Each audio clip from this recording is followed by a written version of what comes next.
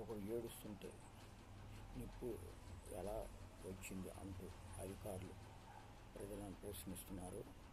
అదే మొగలరాజపురంలో నిన్న డమేరియా వ్యాధి ఒక వ్యక్తి మృతి చెందితే యుద్ధ ప్రాతిపదికన మున్సిపల్ అధికారులు, ఆరోగ్య శాఖ అధికారులు ఇళ్లకు ఇంటింటికి వెళ్ళి విచారణ చేస్తున్నారు.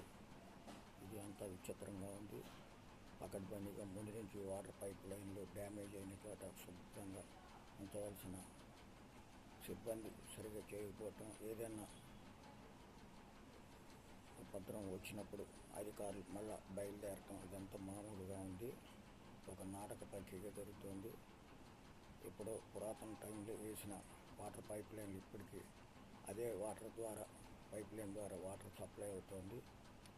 తనిఖీలు సరిగా చేయటం లేదు. వాటర్ శాఖ కూడా సరిగా నిమ్మతి నీరెత్తినట్టు వ్యవహరిస్తోంది. మున్సిపల్ కమిషనర్ స్వప్నికర్ కూడా ఏదో తూతూ మంత్రంగా అధికారులపై హడావిడి చేస్తూ తనిఖీలు చేస్తున్నట్లు పేపర్కి, పత్రికకి, ఛానల్స్కి కనిపిస్తూ ఉంటారు. ఎప్పుడైనా గట్టిగా ఇంజనీరింగ్ సిబ్బందిపై చర్యలు తీసుకొని వారు సరిగ్గా సక్రమంగా వ్యవహరిస్తున్నారా లేదా చూడవలసిన బాధ్యత మున్సిపల్ కమిషనర్పై ఉందని ప్రజలు కోరుతున్నారు.